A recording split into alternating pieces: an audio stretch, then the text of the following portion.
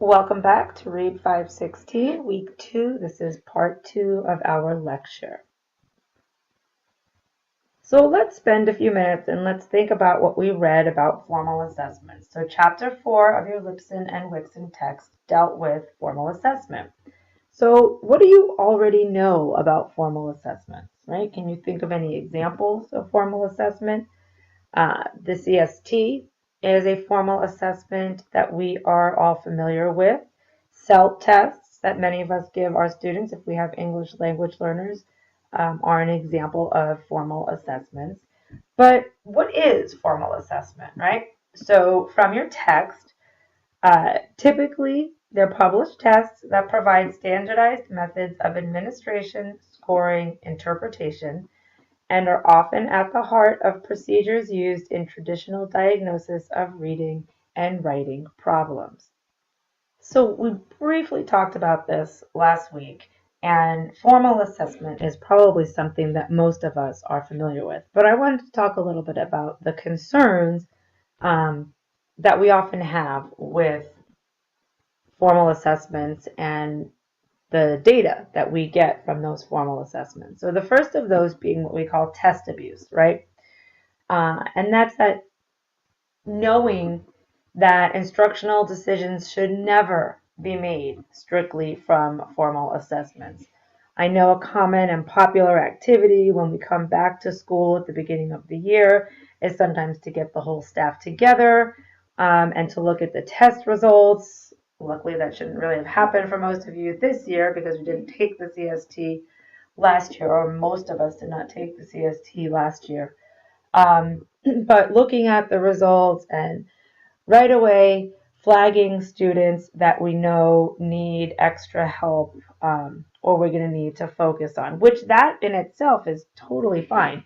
But it's that we want to make sure that we're just putting those students' names together for further investigation and that we're not making any decisions that could make a significant difference in their academic career based simply on those test results, such as grouping them all into a specific classroom that's not going to give them anything better or different, or starting to give them instruction right away. So we never want to use that, as our sole basis of decision making. And also knowing along that vein that we have to give follow up uh, informal assessments in order to investigate that further. So we can consider it test abuse if we make major instructional decisions based on the results of formal assessments. We also have this idea of gross simplification, right?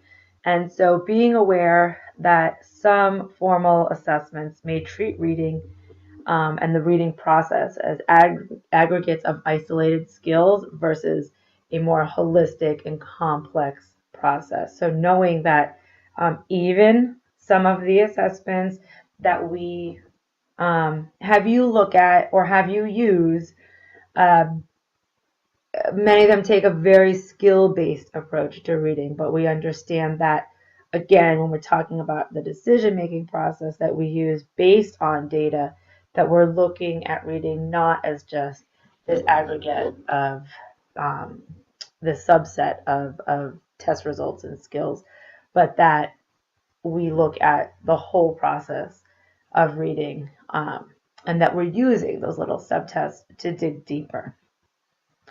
This idea of poor generalizability, right? So we need to make sure that when we're looking at formal assessments and the data that we get, are the tasks authentic, and do they provide multiple opportunities for the reader to demonstrate that particular skill or all of their reading skills, right? So there are enough questions for them.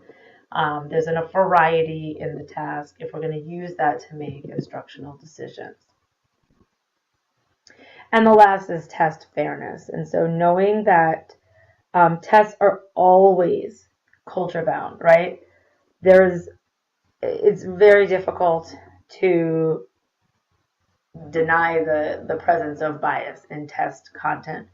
And so knowing that exists and being mindful of that when we make instructional decisions, whether that be that we give, you know, more informal follow-ups to assess those particular issues that we think the tests identified, um, and being kind of more thoughtful about our diagnoses based on the formal assessments,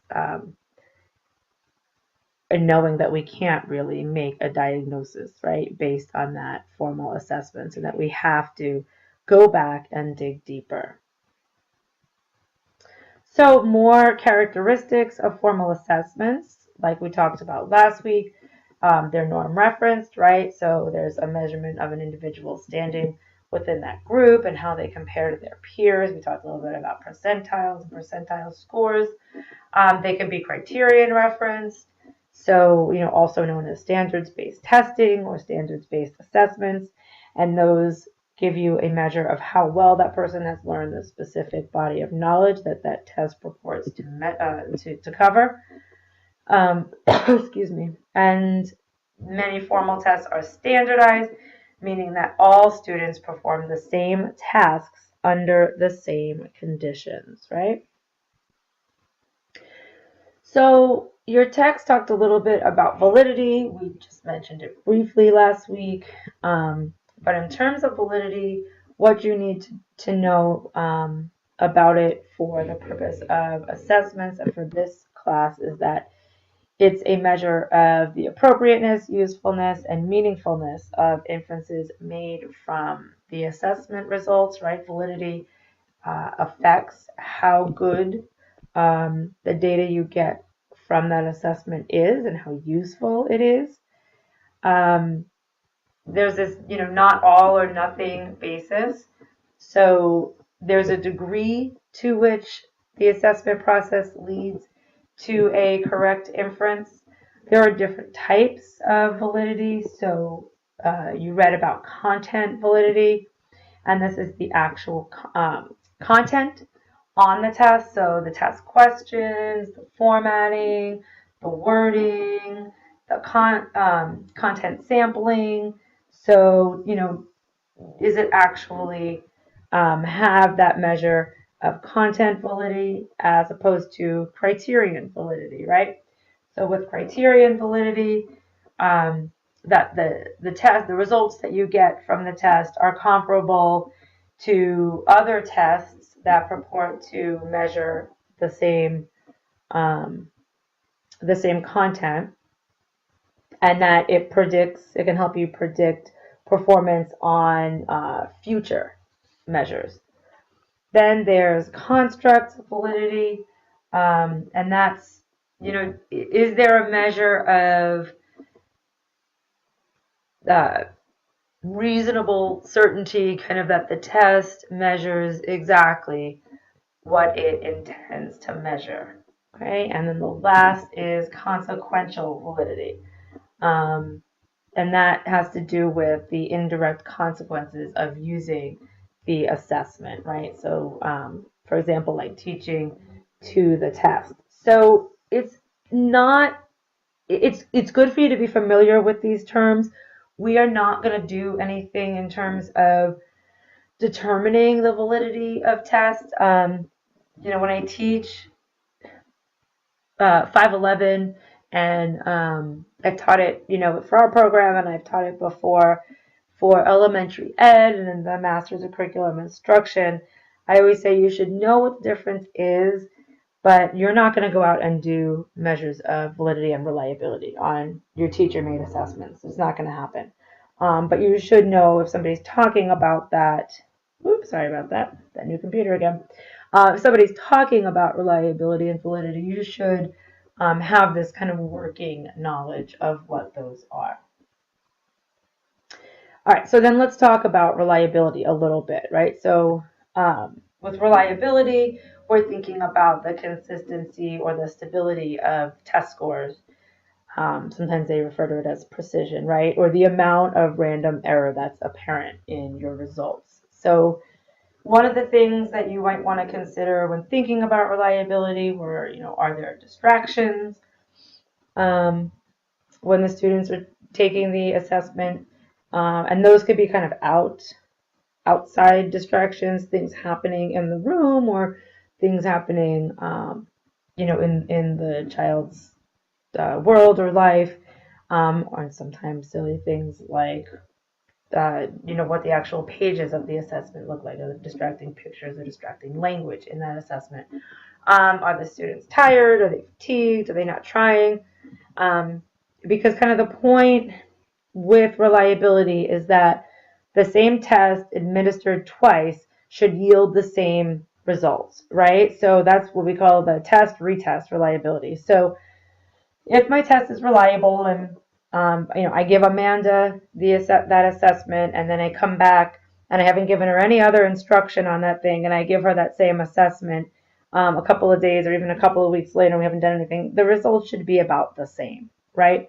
If I give a ton of instruction in the middle on what was on that test, then I would expect my results to be different. But any test administered twice should yield similar results if it has a measure of test and retest reliability. Then we've got what we call alternate form reliability. So two tests that are that have different test items, but they're comparable in terms of their content and their construct, should yield similar results. So if I give you a test and it's got a certain set of questions aimed at specific content, and then I give you another test that's different but measures the same thing, and you get similar results, you can say that it has alternate form reliability, and that the results should be the same if administered by an equally qualified individual. So inter-rater reliability. So let's say Dr. Bowers and I are doing a research study. We've created a survey. When I go out and give my survey, I should read my particular set of instructions and do it exactly the way that we said, and I should get my results. If Dr. Bowers goes out and she follows the exact same procedure, her results should be similar to mine when you consider, the differences, variety and sample and all of that. But, she shouldn't go out and get vastly different results if we have similar samples and we're giving that test the same way, right? So you would call that a degree of inter-rater reliability, and it's super important, particularly when you're doing research studies. All right, so before we kind of end this section, let's just do a quick little practice on I can't talk reliability and validity. So I just have a couple of questions here for you to think about. So an assessment requires students to read words in isolation, and you are using it to infer reading ability. Is this a threat to reliability or validity? Think about that for a second.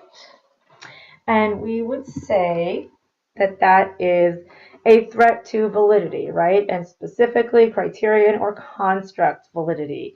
So as much as it may be a popular assessment, the San Diego Quick, we'll talk about more later why it's not a favorite, even though we do offer you the option to give it. Often the data that's used from it is used to make some pretty significant instructional decisions about how well a student reads, or is used to interpret how well a student reads based on just a list of words, right? So that's not really an accurate measure of one's reading ability, even though remarkably it gives you pretty good results. Sometimes initial results.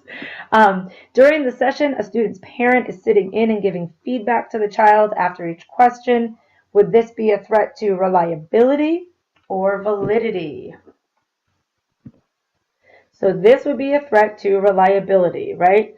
So sometimes, testing in this example, testing at another time in a different situation might give you different results if that parent wasn't there. Teacher feedback can also kind of have a similar effect. So let's say, you're giving the student a reading passage to read, they come to a word, they don't know the word, they look up at you, look at me, I'm going to run out of time, I'm going to have to finish my story in a minute. Okay,